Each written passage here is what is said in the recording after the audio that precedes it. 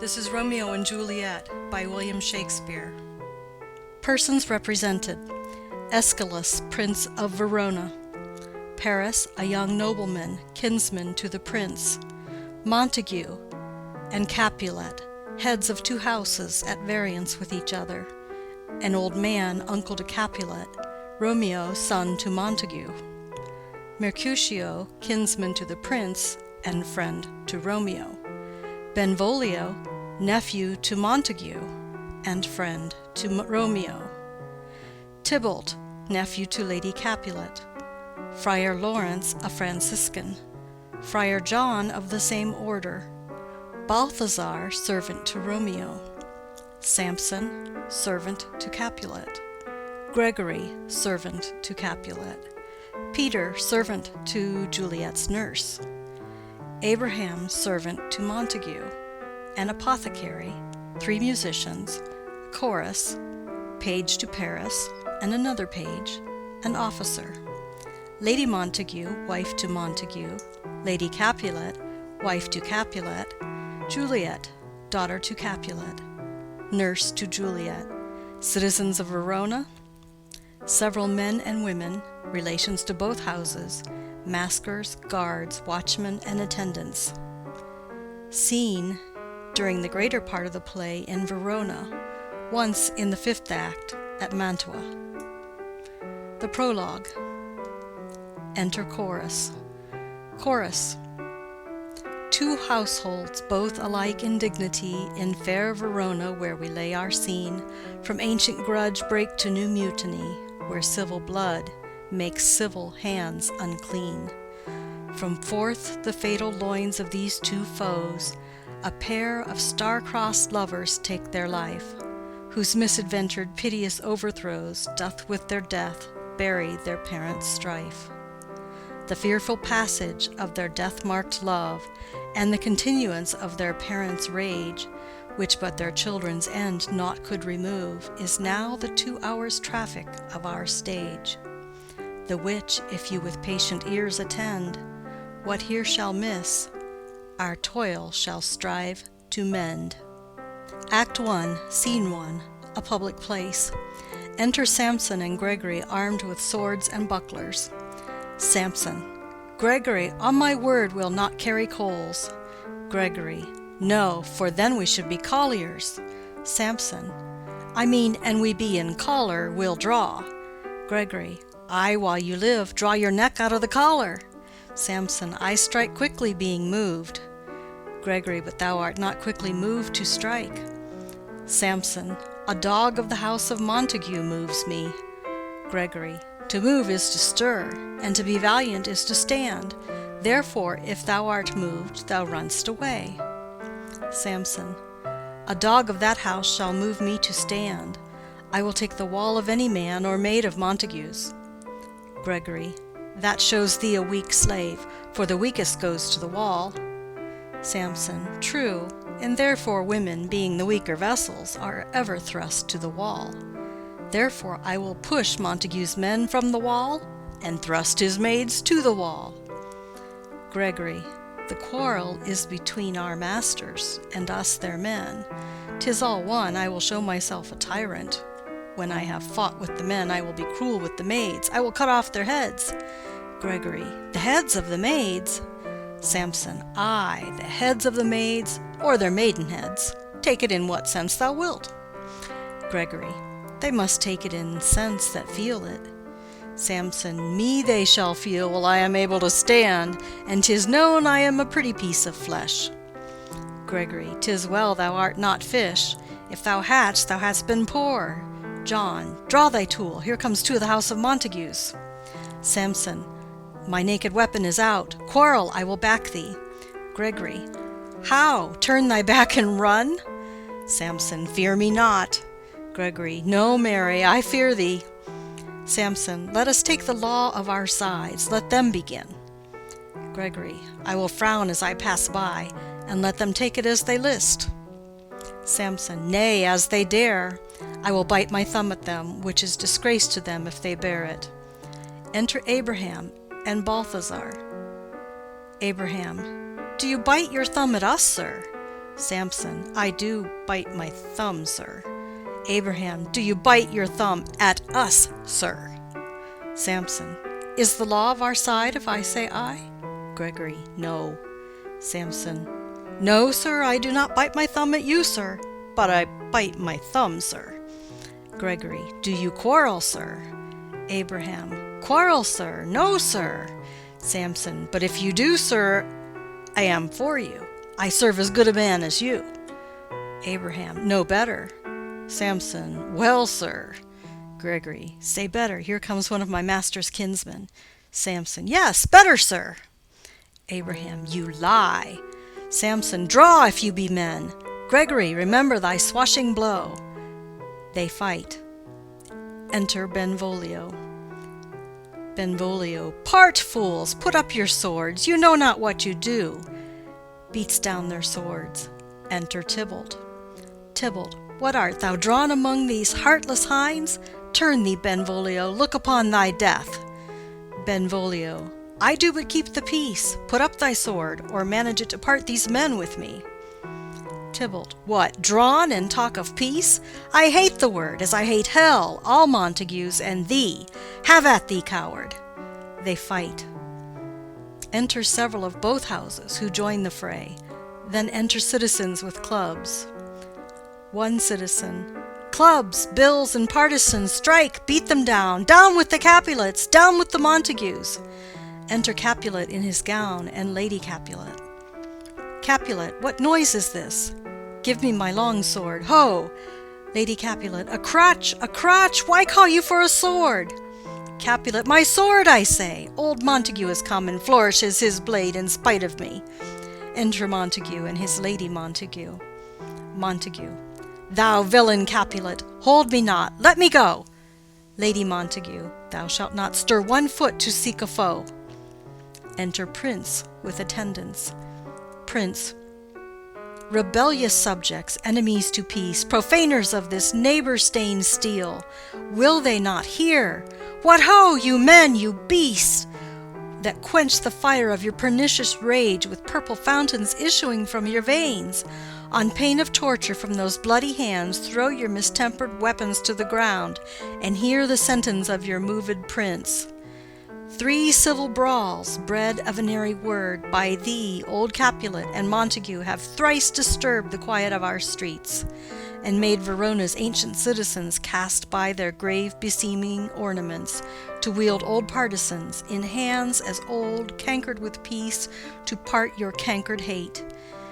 If ever you disturb our streets again, your lives shall pay the forfeit of the peace.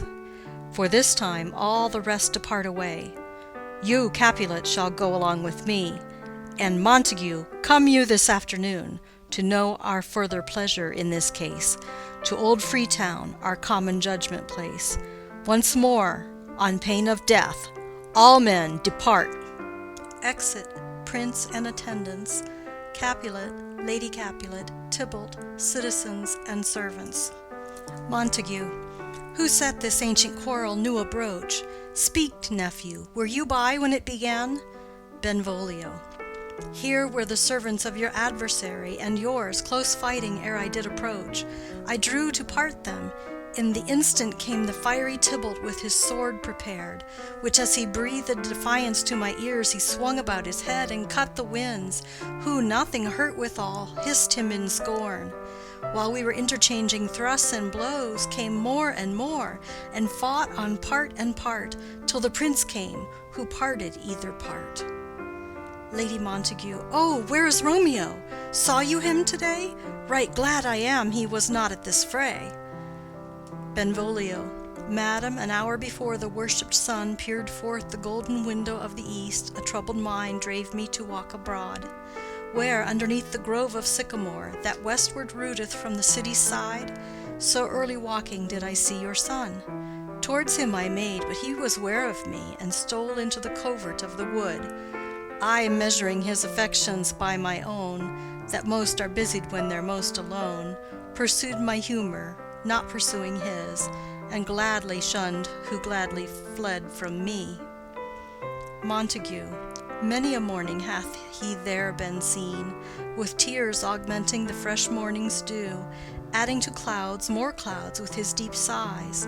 But all so soon as the all-cheering sun should in the farthest east begin to draw the shady curtains from Aurora's bed, away from light steals home my heavy son, and private in his chamber pens himself, shuts up his windows, locks fair daylight out, and makes himself an artificial night. Black and portentous must this humour prove, unless good counsel may the cause remove. Benvolio. My noble uncle, do you know the cause? Montague. I neither know it nor can learn of him. Benvolio. Have you importuned him by any means? Montague. Both by myself and many other friends. But he, his own affection's counsellor, is to himself, I will not say how true, but to himself so secret and so close, so far from sounding and discovery, as is the bud bit with an envious worm ere he can spread his sweet leaves to the air, or dedicate his beauty to the sun. Could we but learn from whence his sorrows grow, we would as willingly give cure as know. Benvolio. See, here he comes. So please you step aside, I'll know his grievance, or be much denied. Montague. I would thou wert so happy by thy stay to hear true shrift. Come, madam, let's away. Exit Montague and lady. Enter Romeo. Benvolio. Good morrow, cousin. Romeo. Is the day so young? Benvolio. But new struck 9. Romeo. Ay me, sad hours seem long. Was that my father that went hence so fast? Benvolio. It was. What sadness lengthens Romeo's hours? Romeo. Not having that which having makes them short. Benvolio. In love? Romeo. Out. Benvolio. Of love? Romeo. Out of her favor where I am in love.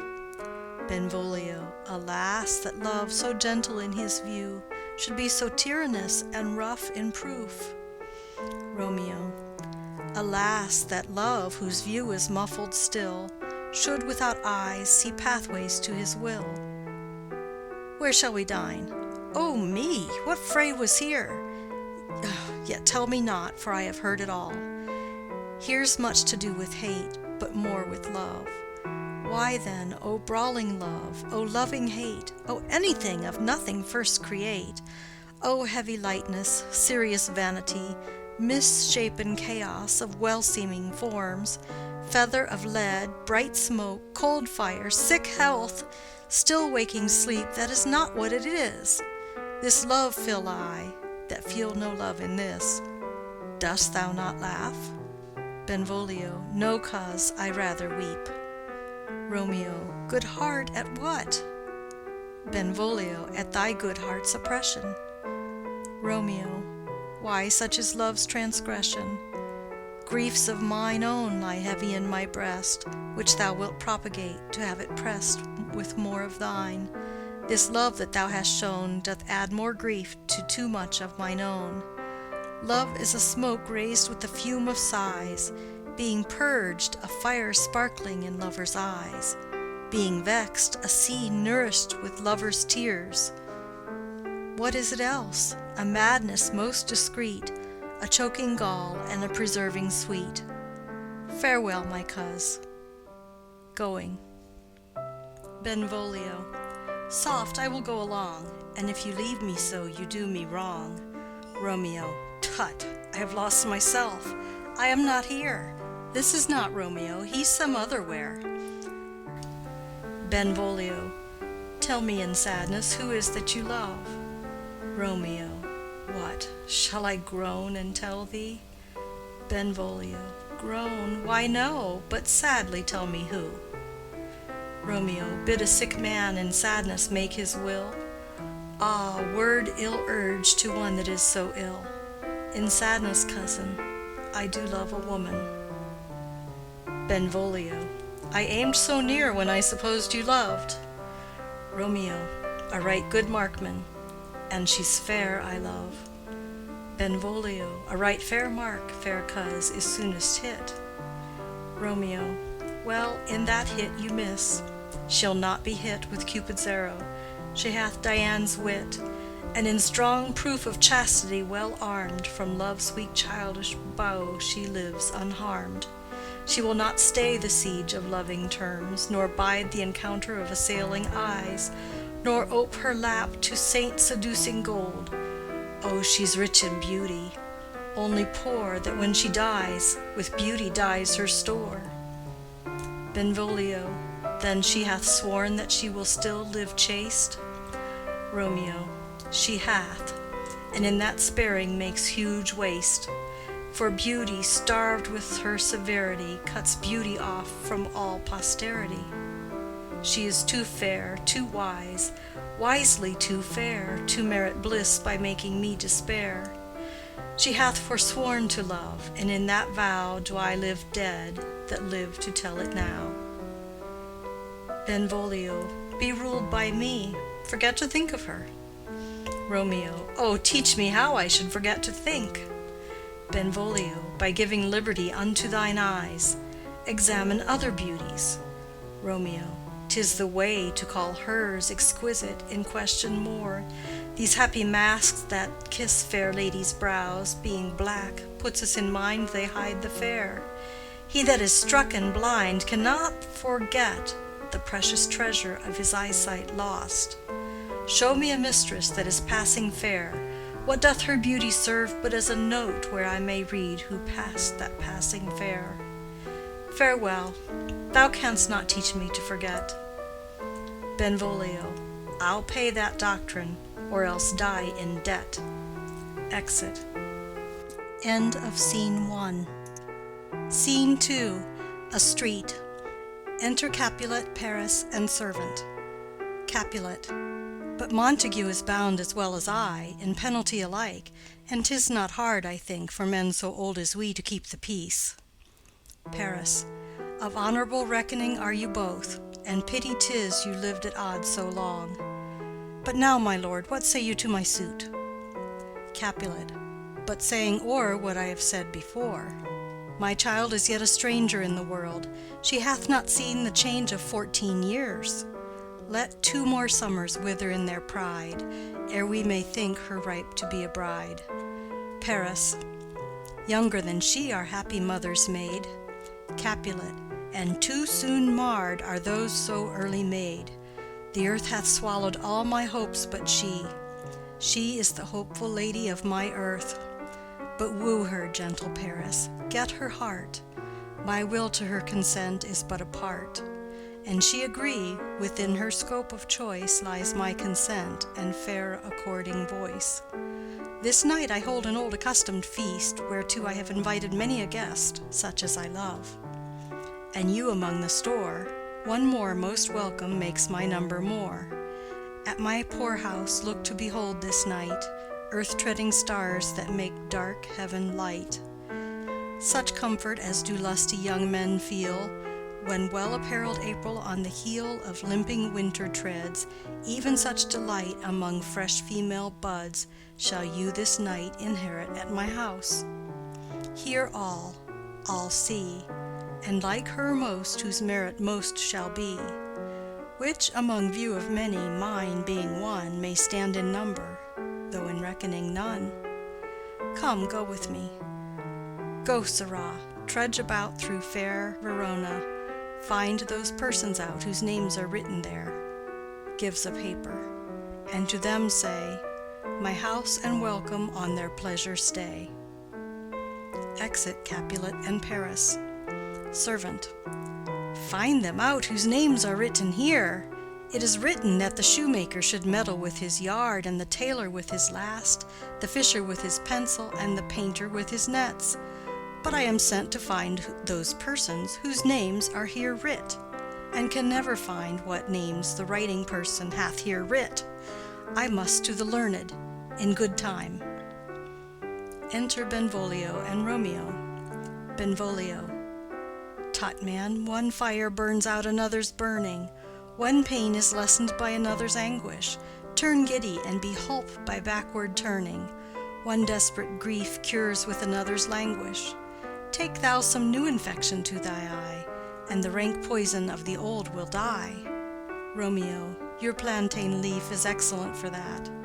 Benvolio, for what, I pray thee? Romeo, for your broken shin. Benvolio, why, Romeo, art thou mad? Romeo, not mad, but bound more than a madman is, shut up in prison, kept without my food, whipped and tormented good end, good fellow.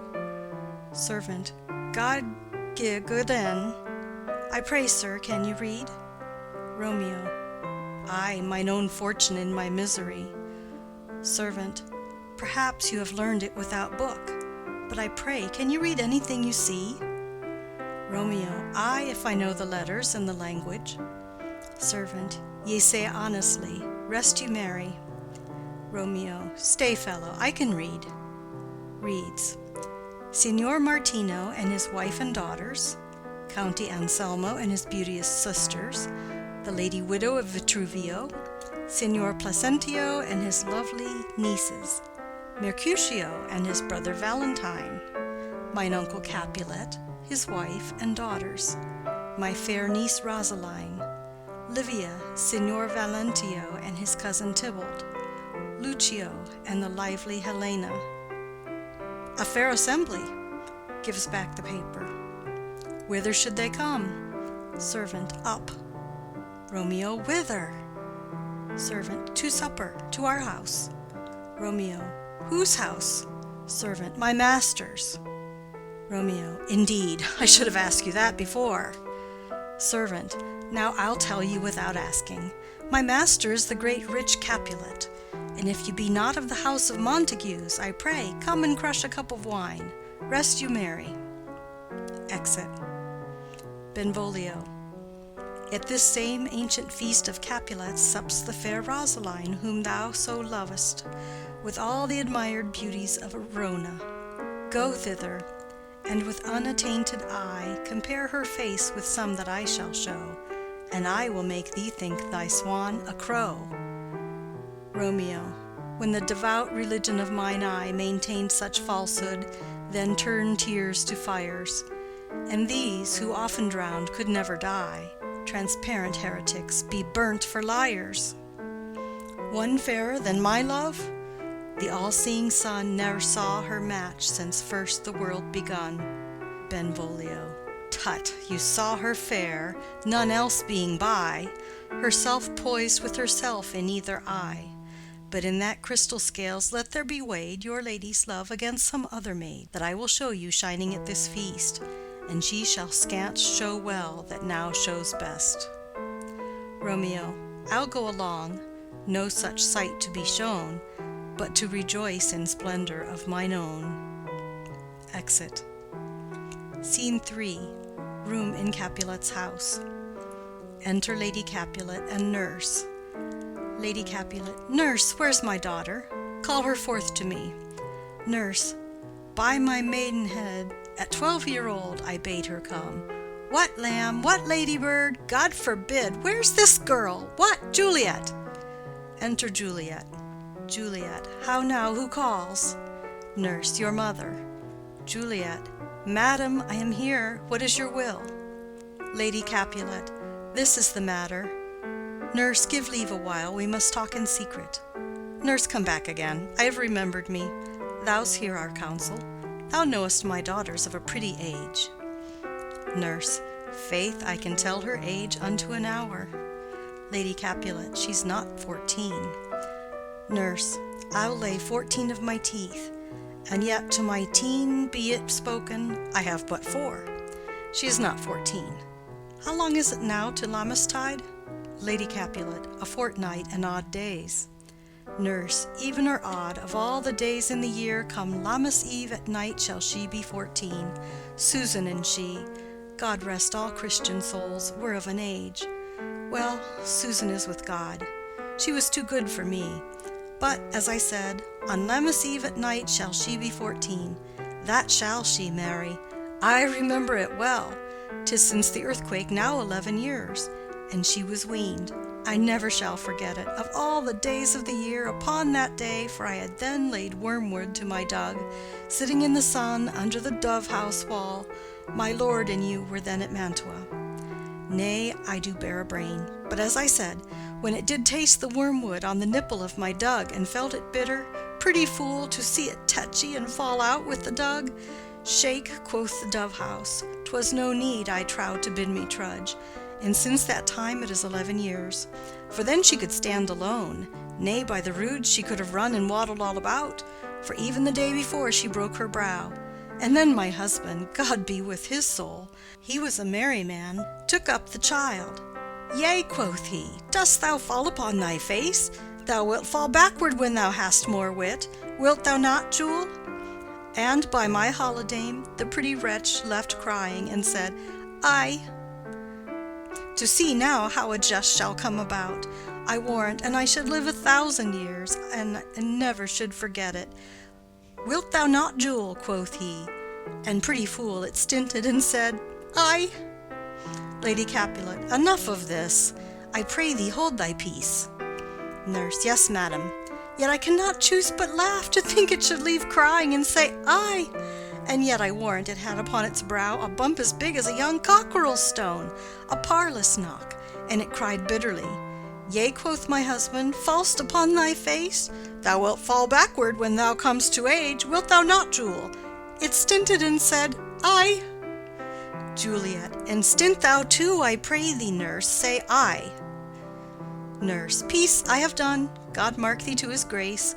Thou wast the prettiest babe that e'er I nursed, and I might live to see thee married once, I have my wish. Lady Capulet. Mary. That Mary is the very theme I came to talk of. Tell me, daughter Juliet, how stands your disposition to be married? Juliet. It is an honor that I dream not of. Nurse. An honor? Were not I thine only nurse, I would say thou hadst sucked wisdom from thy teat. Lady Capulet. Well, think of marriage now. Younger than you, here in Verona, ladies of esteem are made already mothers. By my count, I was your mother much upon these years that you are now a maid. Thus then, in brief, the valiant Paris seeks you for his love. Nurse. A man, young lady, lady, such a man as all the world. Why, he's a man of wax. Lady Capulet. Verona's summer hath not such a flower. Nurse. Nay, he's a flower, in faith, a very flower. Lady Capulet. What say you? Can you love the gentleman? This night you shall behold him at our feast. Read o'er the volume of young Paris's face, and find delight writ there with beauty's pen. Examine every married lineament, and see how one another lends content.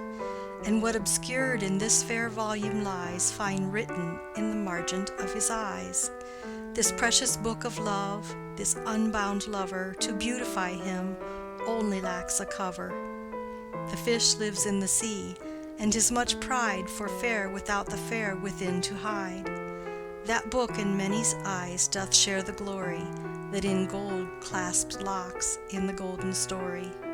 So shall you share all that he doth possess, by having him, making yourself no less. Nurse. No less, nay bigger. Women grow by men. Lady Capulet. Speak briefly. Can you like of Paris's love? Juliet.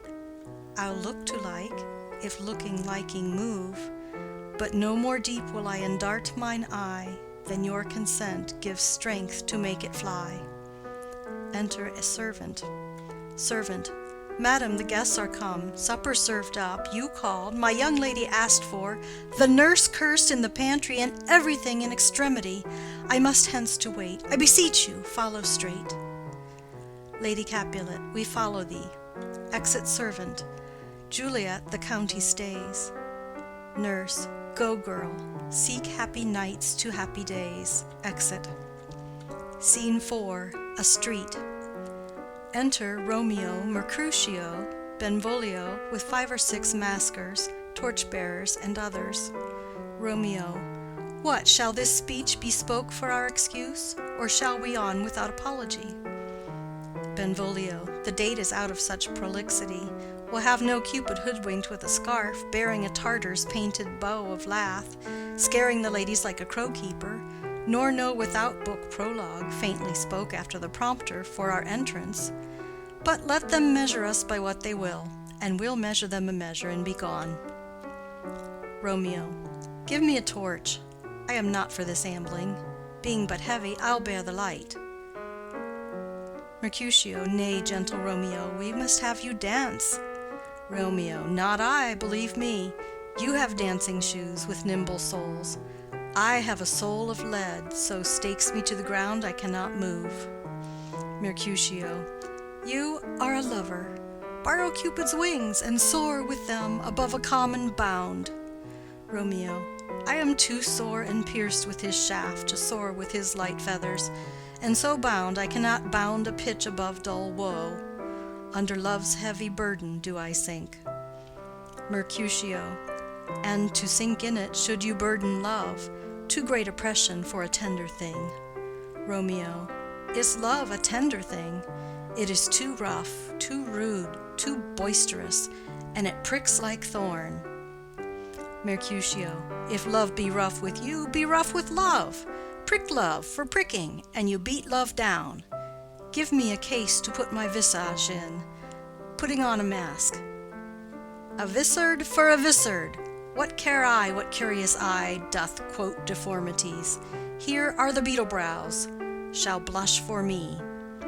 Benvolio, come, knock and enter, and no sooner in but every man betake him to his legs. Romeo, a torch for me. Let wantons light of heart tickle the senseless rushes with their heels, for I am proverbed with the grandsire phase. I'll be a candle holder, and look on. The game was ne'er so fair, and I am done. Mercutio, tut, done's the mouse, the constable's own word. If thou art done, we'll draw thee from the mire of this, sir, reverence, love, wherein thou stickest up to the ears. Come, we burn daylight. Ho! Romeo, nay, that's not so. Mercutio, I mean, sir, in delay we waste our lights in vain like lamps by day. Take our good meaning, for our judgment sits 5 times in that ere once in our 5 wits. Romeo, and we mean well in going to this mask, but 'tis no wit to go. Mercutio, why, may one ask? Romeo, I dreamt a dream tonight. Mercutio, so did I. Romeo, well, what was yours? Mercutio, that dreamers often lie. Romeo, in bed asleep, while they do dream things true. Mercutio, oh, then I see Queen Mab hath been with you. She is the fairy's midwife, and she comes in shape no bigger than an agate stone on the forefinger of an alderman, drawn with a team of little atomies athwart men's noses as they lie asleep. Her wagon spokes made of long spinner's legs, the cover of the wings of grasshoppers, the traces of the smallest spider's web, the collars of the moonshine's watery beams, her whip of cricket's bone, the lash of film, her wagoner a small gray-coated gnat, not half so big as a round little worm pricked from the lazy finger of a maid. Her chariot is an empty hazelnut, made by the joiner squirrel or old grub, time out of mind the fairies' coachmakers. And in this state she gallops night by night through lovers' brains, and then they dream of love. Or courtiers' knees that dream on courtesies straight, or lawyers' fingers who straight dream on fees, or ladies' lips who straight on kisses dream, which oft the angry Mab with blisters plagues, because their breaths with sweetmeats tainted are. Sometimes she gallops o'er a courtier's nose, and then dreams he of smelling out a suit. And sometimes comes she with a tithe-pig's tail, tickling a parson's nose as he lies asleep. Then dreams he of another benefice. Sometimes she driveth o'er a soldier's neck, and then dreams he of cutting foreign throats, of breeches, ambuscados, Spanish blades, of health's 5 fathom deep, and then anon drums in his ear, at which he starts and wakes, and being thus frightened swears a prayer or two, and sleeps again. This is that very Mab that plats the manes of horses in the night, and bakes the elf-locks in foul sluttish hairs, which once entangled much misfortune bodes. This is the hag, when maids lie on their backs, that presses them, and learns them first to bear, making them women of good carriage. This is she. Romeo, peace, peace. Mercutio, peace. Thou talk'st of nothing. Mercutio, true, I talk of dreams, which are the children of an idle brain, begot of nothing but vain fantasy, which is as thin of substance as the air, and more inconstant than the wind, who woos even now the frozen bosom of the north, and being angered puffs away from thence, turning his face to the dew-dropping south. Benvolio, this wind you talk of blows us from ourselves. Supper is done, and we shall come too late. Romeo, I fear too early, for my mind misgives some consequence, yet hanging in the stars, shall bitterly begin this fearful date with this night's revels, and expire the term of a despised life, closed in my breast by some vile forfeit of untimely death. But he that hath the steerage of my course, direct my sail. On, lusty gentlemen. Benvolio, strike drum. Exit. End of Scene 4. Scene 5. A hall in Capulet's house. Musicians waiting. Enter servants. Servant 1. Where's Potpan that he helps not to take away? He shift a trencher, he scrape a trencher. Servant 2. When good manners shall lie all in 1 or 2 men's hands, and they unwashed too, 'tis a foul thing. Servant 1. Away with the joined stools, remove the court cupboard, look to the plate, good thou, save me a piece of marchpane, and as thou lovest me, let the porter let in Susan Grindstone and Nell, Antony and Potpan. Servant 2. Aye, boy, ready. Servant 1. You are looked for and called for, asked for and sought for in the great chamber. Servant 2. We cannot be here and there too. Cheerly, boys, be brisk a while, and the longer liver take all. They retire behind. Enter Capulet, etc., with the guests and maskers. Capulet. Welcome, gentlemen, ladies that have their toes unplagued with corns will have a bout with you. Aha, my mistresses, which of you all will now deny to dance? She that makes dainty, she, I'll swear, hath corns. Am I come near you now? Welcome, gentlemen. I have seen the day that I have worn a vissard, and could tell a whispering tale in a fair lady's ear, such as would please. 'Tis gone, 'tis gone, 'tis gone. You are welcome, gentlemen. Come, musicians, play. A hall, give room, and foot it, girls. Music plays, and they dance. More light, you knaves, and turn the tables up, and quench the fire, the room is grown too hot. Ah, sirrah, this unlooked-for sport comes well. Nay, sit, good cousin Capulet, for you and I are past our dancing days. How long is it now since last yourself and I were in a mask? Capulet 2. By your lady, 30 years. Capulet. What, man, 'tis not so much, 'tis not so much, 'tis since the nuptial of Lucentio. Come Pentecost as quickly as it will, some 25 years, and then we masked. Capulet 2. 'Tis more, his son is elder, sir, his son is 30. Capulet. Will you tell me that? His son was but a ward 2 years ago. Romeo. What lady is that which doth enrich the hand of yonder knight? Servant. I know not, sir. Romeo. Oh, she doth teach the torches to burn bright. It seems she hangs upon the cheek of night, like a rich jewel in an Ethiop's ear. Beauty too rich for use, for earth too dear. So shows a snowy dove trooping with crows, as yonder lady o'er her fellows shows. The measure done, I'll watch her place of stand, and touching hers, make blessed my rude hand. Did my heart love till now? Forswear at sight, for I ne'er saw true beauty till this night. Tybalt. This, by his voice, should be a Montague. Fetch me my rapier, boy. What, dares the slave come hither, covered with an antic face, to flee and scorn at our solemnity? Now, by the stock and honor of my kin, to strike him dead I hold it not a sin. Capulet. Why, how now, kinsman, wherefore storm you so? Tybalt, Uncle, this is a Montague, our foe, a villain that is hither come in spite to scorn at our solemnity this night. Capulet, young Romeo is it? Tybalt, 'tis he, that villain Romeo. Capulet, content thee, gentle coz, let him alone. He bears him like a portly gentleman. And to say truth, Verona brags of him to be a virtuous and well-governed youth. I would not for the wealth of all the town here in my house do him disparagement. Therefore be patient, take no note of him, it is my will. The which if thou respect, show a fair presence, and put off these frowns, and ill-beseeming semblage for a feast.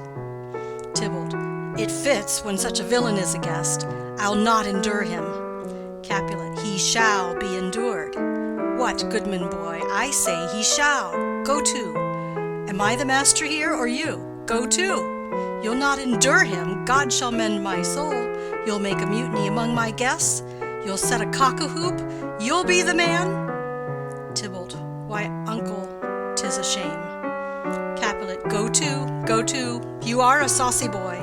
Is it so indeed? This trick may chance to scathe you. I know what, you must contrary me. Marry, 'tis time. Well said, my hearts, you are a prince cox. Go, be quiet, or more light, for shame, I'll make you quiet. What, cheerly, my hearts? Tybalt, patience perforce with wilful choler meeting makes my flesh tremble in their different greeting. I will withdraw, but this intrusion shall, now seeming sweet, convert to bitter gall. Exit. Romeo to Juliet. If I profane with my unworthiest hand this holy shrine, the gentle fine is this: my lips, two blushing pilgrims, ready stand to smooth that rough touch with a tender kiss. Juliet, good pilgrim, you do wrong your hands too much, which mannerly devotion shows in this. For saints have hands that pilgrims' hands do touch, and palm to palm is holy palmer's kiss. Romeo, have not saints lips, and holy palmers too? Juliet, aye, pilgrim, lips that they must use in prayer. Romeo, oh then, dear saint, let lips do what hands do. They pray, grant thou, lest faith turn to despair. Juliet, saints do not move, though grant for prayer's sake. Romeo, then move not, while my prayer's effect I take. Thus from my lips, by thine my sin is purged. Kisses her. Juliet, then have my lips the sin that they have took. Romeo, sin from my lips? Oh, trespass sweetly urged, give me my sin again. Juliet, you kiss by the book. Nurse, Madam, your mother craves a word with you. Romeo, what is her mother? Nurse, Mary Bachelor, her mother is the lady of the house, and a good lady, and a wise and virtuous. I nursed her daughter that you talked withal. I tell you, he that can lay hold of her shall have the chinks. Romeo, is she a Capulet? Oh, dear account, my life is my foe's debt. Benvolio, away, begone, the sport is at the best. Romeo, aye, so I fear, the more is my unrest. Capulet, nay, gentlemen, prepare not to be gone. We have a trifling foolish banquet towards. Is it e'en so? Why then, I thank you all. I thank you, honest gentlemen. Good night, more torches here. Come on then, let's to bed. Ah, sirrah, to second Capulet, by my fay it waxes late, I'll to my rest. Exit all but Juliet and nurse. Juliet, come hither, nurse. What is yon gentleman? Nurse, the son and heir of old Tiberio. Juliet, what's he that now is going out of door? Nurse, marry, that I think be young Petruchio. Juliet, what's he that follows there that would not dance? Nurse, I know not. Juliet, go ask his name. If he be married, my grave is like to be my wedding bed. Nurse, his name is Romeo, and a Montague, the only son of your great enemy. Juliet, my only love, sprung from my only hate, too early seen unknown, and known too late. Prodigious birth of love it is to me that I must love a loathed enemy. Nurse. What's this? What's this? Juliet. A rhyme I learned even now of one I danced withal. One calls within, Juliet! Nurse. Anon, anon. Come, let's away. The strangers all are gone. Exit. Enter chorus. Chorus. Now old desire doth in his deathbed lie, and young affection gapes to be his heir. That fair for which love groaned for and would die, with tender Juliet matched, is now not fair. Now Romeo is beloved, and loves again, alike bewitched by the charm of looks. But to his foe supposed he must complain, and she steal love's sweet bait from fearful hooks. Being held a foe, he may not have access to breathe such vows as lovers used to swear. And she is much in love, her means much less to meet her new beloved anywhere. But passion lends them power, time means to meet, tempering extremities with extreme sweet. Exit. End of Scene 5. End of Act 1.